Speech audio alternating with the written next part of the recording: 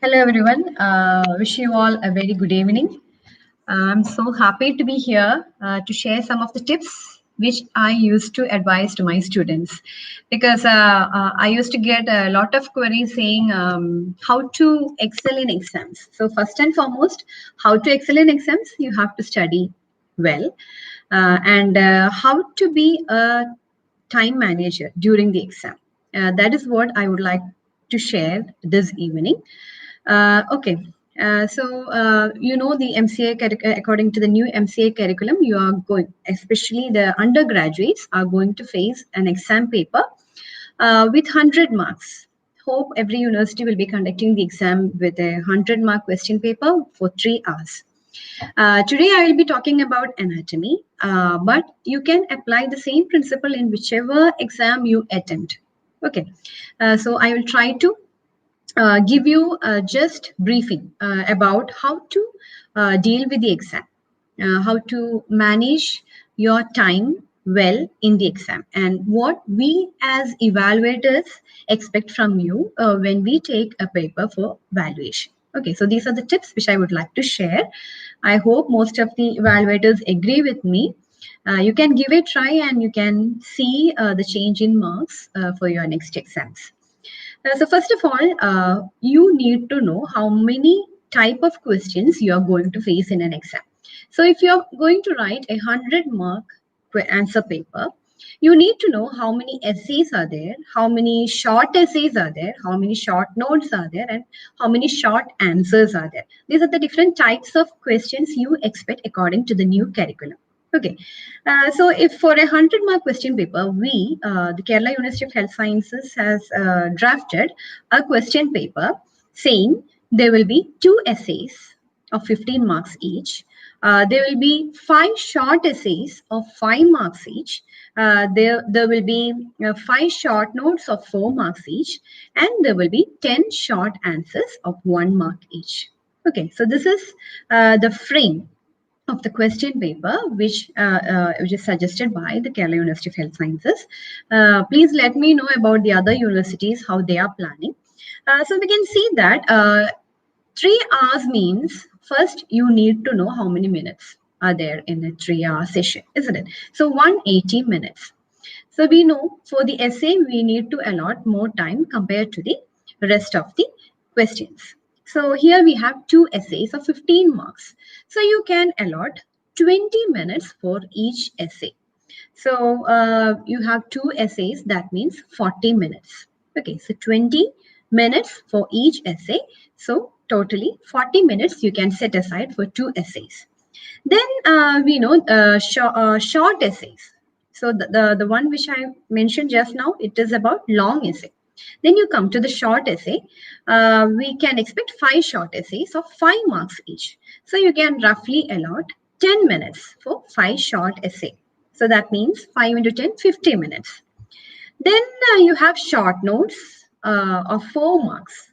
For that, you can allot a little bit less time compared to the short essays of 5 marks, isn't it? So for short note, you can allot 8 minutes for each. Okay, 8 minutes for each short note. So it comes to roughly 40 minutes. And the remaining short answers, they are of 1 mark each. So 10 short answers means you can just allot 3 minutes for each short answer. So that it comes to around 30 minutes for short answers. So this is the framework which you need to make first. So totally, if you add on all these allotted time, it will come around 160 minutes. Okay, so out of the total 180 minutes, 160 minutes can be allotted for the writer. Now you have 20 minutes left, isn't it? So out of this 20 minutes, you can allot 10 minutes for shading the diagrams, and the remaining 10 minutes you can dig your memories to add more and more points to each question, or you can dig your memories to write some of the unattempted answers like that. Okay, so first and foremost thing when you sit for the exam, not when you sit for the exam, before the day of the exam, you need to plan it like this. Okay, you know for how much marks you are going to write, you know the pattern of questions which you expect.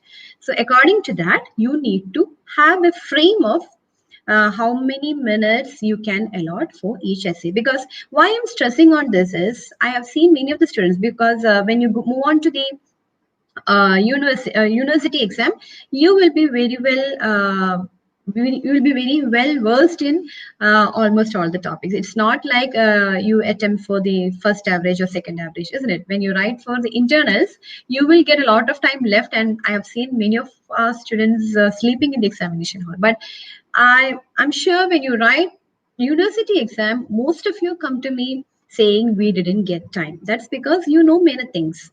And what happens is you will start with the essay, you will be knowing a lot about it. You will just go on writing and writing, and you will just take half of the entire time writing the essay. And what happens next? You will end up without answering, say, 5 or 10 questions. So, first and foremost thing is, yes, 20 minutes is not enough to complete essay, but you have to complete it. It's like if you don't attempt two answers, that means, say, if you are not able to attempt two short essays, 10 marks, it's clean bound. But if you write an essay, even if you write an essay, say 10 pages, the maximum marks which you can get from 15 marks will be, say, 10 or 12, isn't it? So, uh, whenever you skip a question, that means you are going to have a big loss. So, first and foremost thing, attempt every question, whatever be it. You will get 1 or 2 points related to that topic. So first and foremost advice is always attempt each and every question. Don't think that you haven't studied that. Okay, I don't know. Please don't think it like that. You have to attempt each and every question. That is the first and foremost rule. Then I'm talking from anatomy perspective. Every question, if you can add at least one schematic diagram, you will score more compared to the rest of your friends. Okay, so because when we get a paper, if you have the answer along with a diagram, it gives a good image of you. Okay, so always try to add one diagram to each and every question you write. Short answers you don't bother because they will be just one word answers. So except that, please try to add a single diagram, at least one diagram. If you know more than one diagram, well and good, but at least one diagram with with each answer, especially for anatomy. Then the next thing I would like to say is, if you are writing with blue pen, you keep one black pen with you, and whenever you write, you draw the diagram and you mark the diagram with another color. That is, if you, because in some universities they will allow only two colors, blue and black. So if you are writing with black pen, use blue pen for all the diagrams. Or if you're writing with blue pen, use black pen for all the diagrams. So that you are having only two pens at your side. Okay, and you write with black pen so that it will stand as a contrast. And please don't bother about shading the diagram after each question, after writing each answer, because it will take a lot of time. Okay, but you need to draw, isn't it? So you write the topic, you draw the diagram with some other color, and you finish labeling. All these things you can do it in one stretch. Okay, don't think about the coloring part now. Just draw the diagram with some other color pen, some other color pen, the color pens which the university advise you to do. Then you finish that marking and then move on to the next question. Okay, and the importance of 20 minutes, 10 minutes, 8 minutes, and all. If you write one essay, as someone has mentioned, Ms. Baby Mole has mentioned that it's not enough. 20 minutes is not enough. I do agree. But if you skip some other questions, you will be at a big loss, isn't it? So you have to stop at 20 minutes. Don't bother about completing the entire thing. Okay, so you start with an essay, you just have a check on your time. After 20 minutes, you just stop. And if you feel you have to add more, you just leave a space and go to the next question. You have to do that, because otherwise you won't end up completing all the questions in a manner you can expect a good mark. Okay, so please always do this. So after one essay, hi Soumya, I think, yeah, welcome to Silver Squad. Okay. If you stop at that level, you will be able to attempt all questions. So most of my favorite students have come up saying, we couldn't attempt, madam. We knew all the answers, but we couldn't attempt. That is just because of the failure in time management. Okay. So first and foremost thing, you set a time, you stop wherever you are, and if you think you have to add more, you just leave a space and skip to the next question. Sometimes you might be at very ease in finishing all the topics, and you will definitely get time towards the end. Sometimes you might not need 8 minutes or 10 minutes for finishing one answer. So you can use all those minutes towards the end to fill up the gap which you are leaving. Okay, so always stop the moment allotted to each question. Then the next thing is, so I have already mentioned that 160 minutes will be there, and you have 20 minutes left towards the end. So in the 10 minutes, the after 160 minutes, you take 3 or 4 crayon colors. Crayon I prefer. Why? Because it will have a larger spread. If you use pencils, it will take a lot of time to fill a large space, but if you take a crayon, you can fill a large space within seconds. It's up to you. If you feel pencils are good, sometimes broader tip pencils are there, you can use that. That's also fine. I'm just saying this because if you use a pencil, it is pointed and it will take a lot of time to finish the entire diagram. So in that case, what I used to do is, I used to take 3 or 4 colors in my hand, and in 10 minutes, just like a KG student finishes the diagram, you just go through you flip the pages and you just shade the entire diagrams with 3 or 4 colors. I'm sure you will be able to shade the entire set of diagrams in 10 minutes. In the last 10 minutes, you have left many spaces, isn't it? So using those last 10 minutes, you can go on adding to the rest of the answers. Then the next thing, so this is about time management. The next thing is go in an order. I have heard many of my friends or teachers saying, attempt all the questions which you know first. I'm totally against this principle. Why? Because if you just handpick those questions which you need the best, you know the best. What happens is you will first try the first question, then the third question, then the ninth question, and when you go towards the end, the evaluator will have a view in his mind, or in her mind, like, oh, this student knows only these questions in a better way, and definitely the questions which you attempt last will score less marks. Okay, and again, one more point is, the evaluators need to add these marks in the columns provided in a separate sheet. So if you are just going in a haphazard manner, it would be very difficult for the evaluator to check the question and going back to that question number and filling. And by the middle of the answer paper, the evaluator will be stressed up. Okay, and definitely you know what will happen if the evaluator is stressed up. The remaining questions, the answers will score less. So it's a way to impress the evaluator. Go in an order. Start from the first question and end up with the last question. If you don't know any answers properly, you just leave a bit of space which you think you can fill later, and move on with the next question, so that the evaluator won't know which question you know most and which question you know least. So that sometimes, if you are lucky enough, you will get an evenly fashioned marks for each and every question. So otherwise, if you handpick the questions, I'm sure if you move towards the last questions, the evaluator will have something in his or her mind that the questions which are answered towards the end, the student is not knowing properly. Okay, so that's something which I would like to share. Then the next thing is, as some of the students have said, even if we say stop the essay question after 20 minutes, most of you won't be able to do, because you know more and more points. So you will keep on writing this.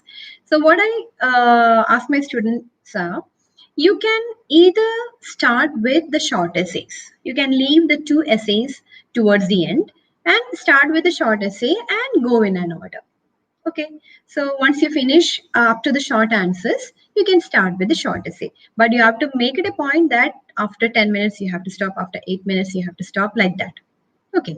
But if you are starting with the essay, starting from first question itself, then you have to stop the essay after 20 minutes as we have allotted in the beginning. Okay. So that you have to keep in your mind. You can either write the essays towards the end or you can either write the essays in the beginning itself. That's up to you. Whichever type you prefer, you can do that, but always have an order. Okay, if you start from the third question till the last question number, you have to follow the order. Or if you're starting with the first, you have to follow the order. That will give an impression to the evaluator. That's very, very important. Then the next thing is begin the answering from the upper or middle. Okay. You want me to switch off the fan? Is it so much disturbing? Can I get the answer here? Please bear with me. I won't be able to sit here without fan. Okay. So you always begin answering from the upper portion or middle portion. Okay, please don't and start an answer from this level. Okay, I've seen many of you starting the answer from this level. Please don't start from the lowermost point. Okay, so there is a chance for the evaluator to skip this answer. Sometimes they might not see this answer. Okay, so always begin the answers or begin the question, begin the next question, next answer from upper or middle portion. This is a better way to start an answer. Then always keep the numbering of the main question to the left of the margin.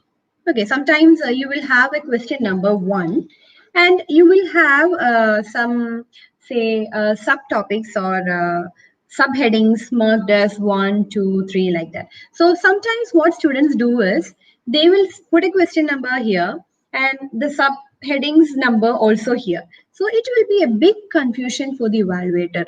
Okay, so they might land up in confusion whether this one is the main question answer number or it is the subheading number. Like that they will get utterly confused. So to the left of the margin, only mark the main number of the answer. Don't put anything onto the left of the margin other than the main number of the answer. Okay, all the things you keep it to the say if this is to the right of the margin, you keep every other numbering to the left of the margin. Okay, so that is very, very important. And always begin from the upper portion or middle portion. Don't go towards the lower end of the paper. Then the next thing is please don't write sentences and sentences, because paragraph writing you won't score much marks, because we are actually dealing with a topic where there are lots of points, isn't it?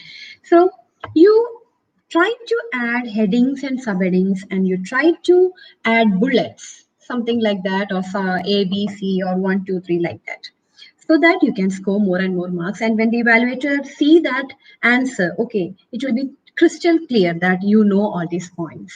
If you write in paragraphs, that means you are beating around the bush and you're not specific to the, that means you don't have a clear-cut idea about the topic. That is the impression which the evaluator get. So always write in points or bullets and always give headings and subheadings.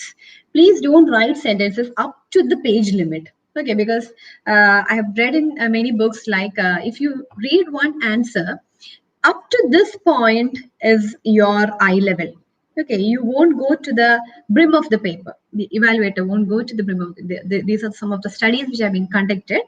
So always try to stick to this region. Okay, and please try to add headings and subheadings. So please do that. Then when you draw a diagram, I have seen many drawing the diagrams towards the brim of the paper. So please please stop that, doing that also. Please add a diagram in the middle. This will look fine, right? And you can add the content above and below. Please don't take the diagram towards the end or towards the corner. Always try to keep the diagram in the middle. And whenever you mark the diagram, label the diagram, always label to one side. Please don't do it in the form of sun rays. Okay, always keep is my voice breaking in between? hearing that my voice is not clear. Can anyone say?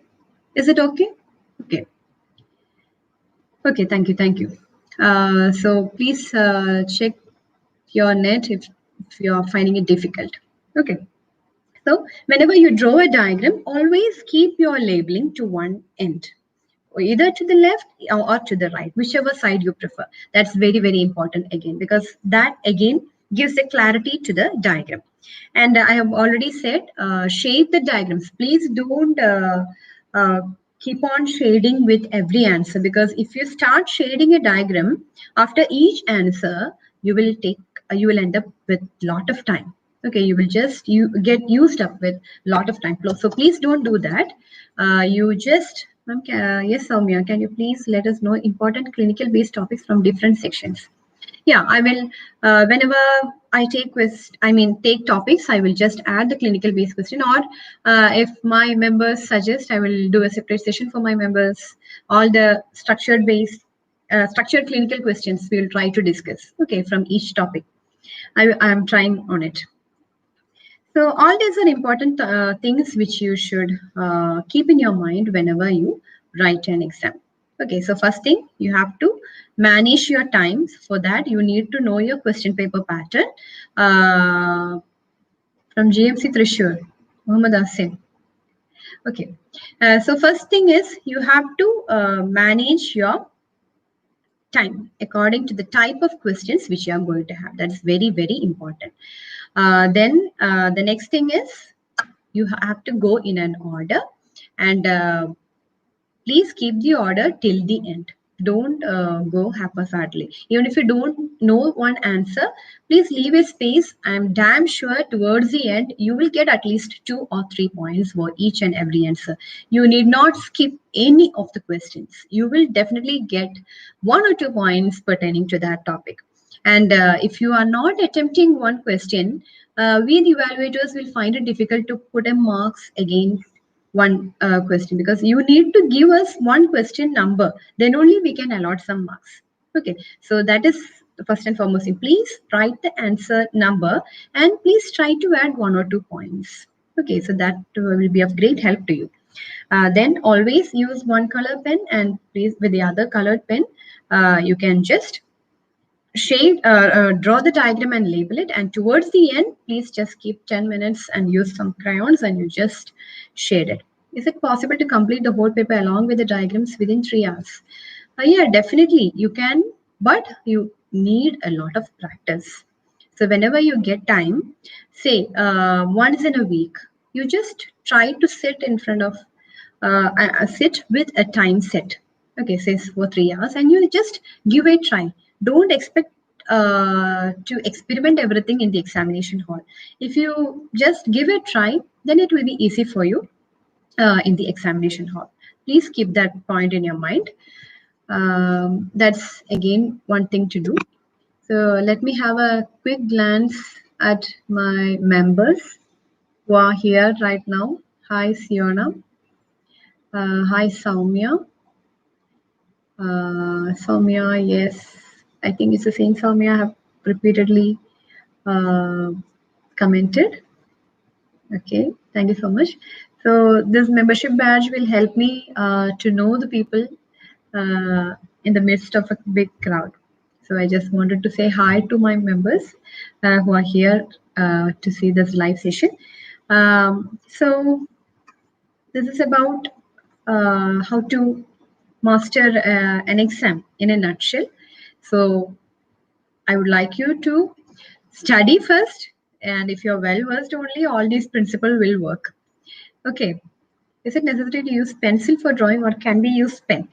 I have heard many teachers saying draw with pencil, but what I personally felt is if you use a pencil, say some universities will have 2 valuations, 3 valuations, and all. So when we flip on pages, this carbon of the pencil will be so light. Okay, and if you go on flipping the pages, by the time your paper reaches for the third valuation, it will be a faint line and it won't give an impression. So I have seen some students who have used pen with pen, and it gives much clarity compared to the pencil. Okay, so I prefer to see diagrams with pen, but I don't know whether some universities are against this idea of drawing with pen. Please make sure with your teachers if that is not allowed, please don't use. But I don't think much of the university, because we allow all sort of colors for the diagram, not for the write-up. Write-up only, I think the universities will say use one or two colors. But I think for the diagrams, universities do allow all sort of colors. Please make sure before you sit for your exam from the concerned teachers. So, ma'am, are marks allotted based on number of papers filled up? Definitely, I'm against that principle. And I think most of the teachers won't be having that view. If you fill more and more papers, yes, maybe up to school levels, say for history, some exams which need a long literature part might be true. It might be true, but I think for our MBBS level, it's not the number of pages which counts. You need to write points, then only you will score marks. Time we should take for each question based on marks. That's what I said. Essay, if you have, you first categorize the type of questions which you are expecting for your exam. Definitely, essay carry more time, and it's according to the marks. Okay, you have to divide your time. You have to arrange your time. Flowcharts. Flowchart is the very best way, just like diagrams, to say how much. And the thing is, if we see a flowchart, and it will be crystal clear that you know the topic very well. Again, you will score more marks. So flowcharts, diagrams, any schematic representation definitely will score more marks. Paper counting. I don't know, Vibhala. Anyway, we are not. Most of our teachers won't be counting the number of papers. So just ways to remember all the topics. The day before the exam, just flip through the pages and just go through the headings and subheadings. Okay. Yes, Soumya, I think point-wise writing plus drawing diagrams clinically fetches good marks. Yeah, you're right. You're definitely right. Because whenever we see diagrams, you will score more marks. Remembering all the topics, my suggestion is the day before the exam, you take the number of chapters which you have in total, and please make sure that you flip through the pages and you just go through the headings and subheadings, and make sure you have kept some of the diagrams, one or two diagrams for each chapter, which you can draw for whatever topic is asked from that chapter. Okay, and make sure that you allot the time for that. That also you have to keep in mind. And when you go through the topics, you might feel like you don't know this, you don't know that, and you might feel like going through the entire paragraph. So please don't do that. Just make it a point that you have to go through all the headings and subheadings the day before the exam, and don't forget about what is written under it. But if you go through all the headings and subheadings the very next day for the exam, at least those headings and subheadings will come to your mind, and definitely you can elaborate on that if you have studied the topic very well. Okay, so that's first and foremost thing to remember the things. Yes, Ashwin, time should we take care for questions according to, yeah, definitely according to the marks. Anatomy to exam. Will diagrams alone score marks? No, diagrams alone won't score marks. You have to make a write-up. But if something is asked, if the question is like draw and label the diagram, you have to draw and label the diagram only. You need not write a paragraph about it. Okay. For draw and label the diagram, you just draw and label. But if you are just drawing the diagram for a short answer or short note, you won't score marks. Yes, Soumya ma'am, is it better to revise a single section of gross anatomy for entire day or multiple sections together? It's better always to revise multiple sections together. I will be sharing the timetable soon. I've drafted it and kept aside. Why I'm saying this is, say, 3 days back, you finished the entire upper limb. 2 days back, you finished the entire lower limb. And the day before the exam, you are sitting with thorax. What happens on the day of exam? You will be actually too far from the upper limb and lower limb topics, and your head will be having only thorax topics, isn't it? So that is not a good way of studying. If you share some of the topics, but you should go in a regular fashion, but choose the topics from every section. Okay, so that if you're lucky enough, the day before the exam, the topics which you have read from upper limb, lower limb, thorax, if all those questions come in your answer paper, you'll be lucky enough, isn't it? But if you're just concentrating on thorax the day before exam and you have studied all the upper limb and lower limb topics 2 days before, sometimes you might not be able to do it properly. Okay, more after making just flowcharts. It's not like more. You have to write a content about the topic. That's the thing. Okay, so whenever you write a letter, you cannot just say these are the points. You have to have a body for the answer, right? And flowcharts and diagrams will help to add on marks. That's it. Yes, Soumya, thank you so much. Eagerly waiting for the timetable. Yeah, exams have been suddenly announced. I'm finding it difficult with revising stuff. Yeah, definitely I'll share. If my member says, definitely I will do it. How to handle study pressure? Okay, study pressure. It depends. It's what from person to person it varies. Yeah, if many prefer, I will do a session on how to reduce your stress. We'll do in another session. Since we are running short of time, I think we will wind up the session for now.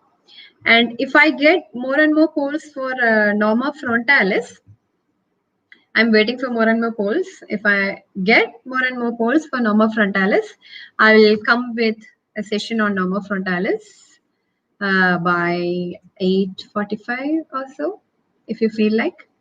But there is no pressure from my side. But I need more people, or else there won't be fun in teaching. Okay, so I wish to count the polls before I announce the session. Okay. So thank you for watching. I will just have a quick glance at the chats. Good evening to all. Binish, Abhi, Bharti, Soumya Rajan, Dr. Mind, Teresna. Yeah, good evening. Muhammad Hassan. Is it a good idea to read the full text or what? Only reading the important topics. I'm definitely against going for selection, because most of the universities nowadays are not having repeated questions. Okay, so I'm against selection part, but what I ask my students to do is know something about everything. And the selection part, you can give more stress, but don't skip any topic. Sometimes the topic which you skip can be the one which decide your marks. Okay, I would like to share one experience from my student. That student appeared for the exam, prepared every topic from upper limb, lower limb, thorax for the paper one, but just skipped the nerves of the upper limb. Okay, thinking that the student studied every other topic. But you know what happened? It was a 50-mark question paper.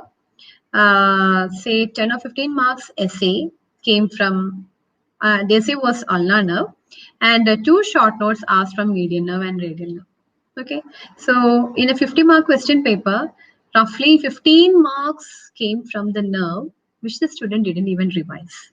So what happened? Revised all the topics, but except the nerve. So I'm strictly against going with the selection, but I would prefer you to stress on the selection topics more, but make sure that you know something about everything, something about the other topics as well, so that you need not skip the answer.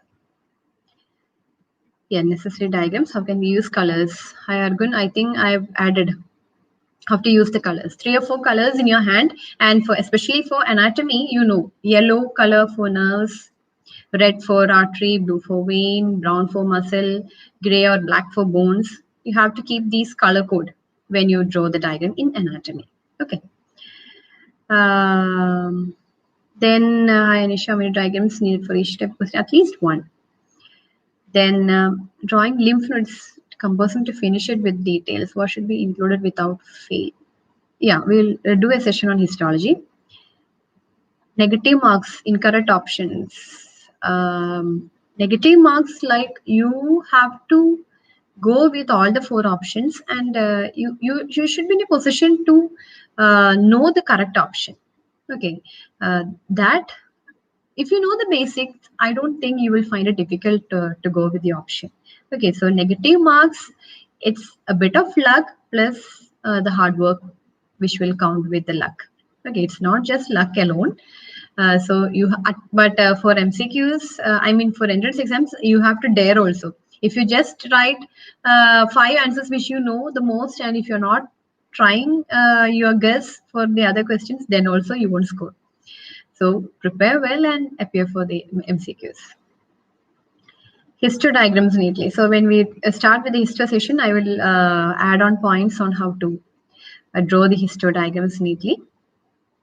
Then I wish you would be my teacher. Hi, Modi. Thank you so much. Hi, lovely. Then all those who are appearing for the exam tomorrow, the very best of luck from my side. Hope please let me know whether you found this session useful and after experiencing or after trying the tips which I have shared with you in your next session. Peripheral nervous system, yeah, definitely. Then yeah, I think let's wind up the session for the time being. Have a great day. I will be waiting for the poll, and if I get more and more polls, I will do a session on norma frontalis. Thank you. Good night.